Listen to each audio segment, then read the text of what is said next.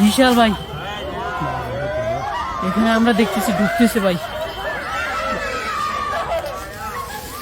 সাবধানে সাবধানে ভাই, সাবধানে।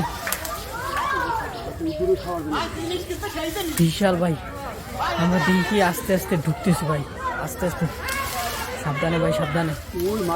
দর্শক দেখেন সাপ, ওরে ভাই বিশাল বিশাল ভাই, ওরে ভাই দেখেন ভাই চলে কিভাবে। মারাত্মক বিষধর ভাই, সাবধান ভাই, সাবধান। সাবধান ভাই, সাবধান। আস্তে আস্তে ভাই, আস্তে। দর্শক দেখেন মারাত্মক বিষধর একটা সাপ ভাই, সাবধানে, খুব সাবধান ভাই। অবশ্যই সাবধান দেখেন একেবারে কিং কোবরার মতো ফোনা তুলতেছে, দেখেন একেবারে কিং কোবরা, দেখেন। সাবধান ভাই,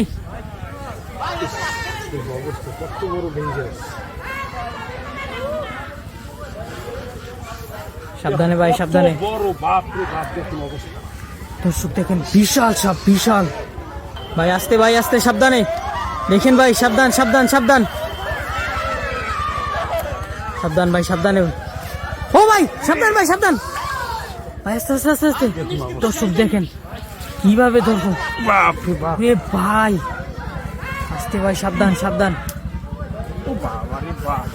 শক্তি দেখেন সাপের, ঘাড় বল দিয়ে টানতেছে, দেখেন দর্শক, তারপর আসতেছে না।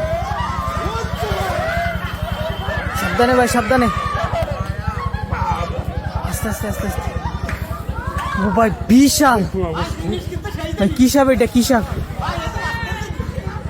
এই সাপটি হলো, অনেকে বলে কালীপালস, বিভিন্ন এলাকায় বিভিন্ন নামে পরিচিত। তো এই সাপটি হলো কেউটিয়ে নাজা নাজা।